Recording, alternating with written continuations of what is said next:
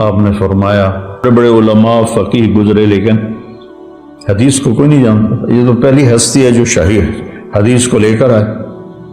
یہ سارے بریلوی دیوبندی اہل حدیث سنی سب کے جو سند حدیث ہے سب کی ولی اللہ پر جا کر جمع ہوتی ہے. اتنا عظیم سرچشمہ ہے وہ شخص پورے بر صغیر میں حدیث پاک کا. تو پہلے فلسفہ اور منطق اور خرافات تو نبی والی زندگی نہیں پیش کی کہ میرے نبی کی گھر کی زندگی کیا تھی. اولاد کے ساتھ ماں باپ کے ساتھ، ماں باپ تو تھے نہیں پہلے ہی فوت ہو گئے، بچوں کے ساتھ، دشمن کے ساتھ، دوست کے ساتھ. تو جہیز بھی اسی ہندوؤں کی ایک رسم ہے جو ہمارے گاٹے فٹ ہو گئی ہے. اور ہماری طرح اب تو خیر کوئی نہیں رہا. یہ پہلے جب ہم چھوٹے چھوٹے تھے تو ہمارے سارے اگلی جو تھے بزرگ وہ سارے زندہ تھے تو وہ پوری رسمیں نبھایا کرتے تھے جو بھی ہوتی تھی. تو اس میں ایک رسم تھی کہ لڑکی کا جہیز ساری بارات والوں کو دکھایا جاتا تھا. وہ چور پائیاں بچ جاتی تھیں ہر ایک اپنے حساب سے. تو ہم نے اپنے گھروں میں دیکھا تو ایسے چار پائیاں بچ جاتی تھی اور اس پر جناب کہیں کپڑے پڑے ہوئے ہیں، کہیں زیور پڑا ہوا ہے، کہیں جوتے پڑے ہوئے ہیں، کہیں بانڈے پڑے ہوئے ہیں، پتیلے بھی پڑے ہوئے ہیں. اور بھائی ایک خاتون سے میں نے سنا ساڈا پتر ہوں انگلینڈ ہوں ہوں تو اسی شادی تو پہلے پوچھنا ہے کہ سانو دیو گے کی وہ تیرا بیڑا غرق جائے. وہ تمہیں اپنی بیٹی دے رہا ہے، جگر کا ٹکڑا کاٹ کے دے رہا ہے بیٹی، اس کے بعد کہہ رہے ہو سانو دیو گے کی. ہم تو ٹھوٹ دیونا چاہیے. ایسے گھر کے تو قریب سے نہیں گزرنا چاہیے. جو ایک آدمی بیٹی پروان چڑھا کے اللہ کے نبی نے حضرت فاطمہ کا ہاتھ پکڑا اور علی کے ہاتھ میں دیا اور کہا علی تجھے نبی کی بیٹی مبارک. سبحان اللہ. اور پھر سیدہ سے فرمایا کہ فاطمہ مجھے میرے خاندان میں جو سب سے زیادہ محبوب تھا میں نے تیرا ہاتھ اس کے ہاتھ میں دیا، علی بن ابی طالب علیہ السلام.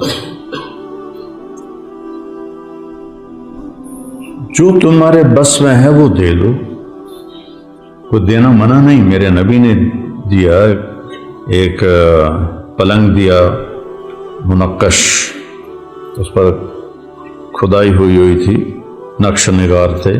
ایک بستر دیا، ایک سرہانہ دیا، ایک مسلح دیا، ایک کالی چادر دی، ایک رنگ برنگی چادر دی، دو گھڑے دیے، ایک چکی دی، ایک مشکیزہ دیا، ایک لوٹا دیا. یہ 10 چیزیں میرے نبی نے، ایک چکی دی، چکی میں نے پہلے کہہ دیا. تو یہ 10 چیزیں میرے نبی نے اپنی بیٹی کو عطا فرمائیں. تو اپنی خوشی سے میں اس کو گھوڑا دے دوں یا اسے مرسڈیز دے دوں، وہ میری خوشی ہے اپنی بیٹی کے لیے. لیکن سسرال والے کہیں اے بھی چاہیے، اے بھی چاہیے، اے بھی چاہیے، اے بھی چاہیے. یہ بہت بڑا ظلم، بہت بڑی زیادتی. ان چیزوں کو اپنی گفتگو کا محور بناؤ. یہ وہ چیزیں ہیں جو اس وقت معاشرے کو بتانے کی ضرورت ہے. اور پھر اللہ تعالیٰ نے اس کو کس قدر خوبصورت تشبیہ دے کر ہمیں سمجھایا. ہن لباس لکم وانتم لباس لہن. یہ میں بار بار اس مضمون کو دہرا رہا ہوں اس لیے کہ مجھے پتہ ہے جب موقع آئے گا تو تمہیں سب کچھ بھول جائے گا. تو میں بار بار تمہارے دماغ کے دروازے پر دستک دینے کی کوشش کر رہا ہوں کہ تمہیں یہ جو غصے کے وقت آدمی بے وقوف ہو جاتا ہے، بے عقل ہو جاتا ہے، غصہ عقل کو کھا جاتا ہے. اور بیوی سے کب ٹکراؤ ہوتا ہے، بہن بھائیوں سے کب، میں صرف بیوی کی بات نہیں کر رہا، سارے رشتوں کی بات کر رہا ہوں.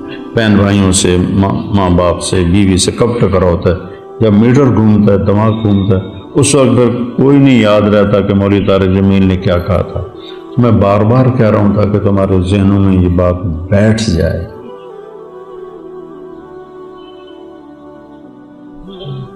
سب سے مشکل کام ہے اچھے اخلاق.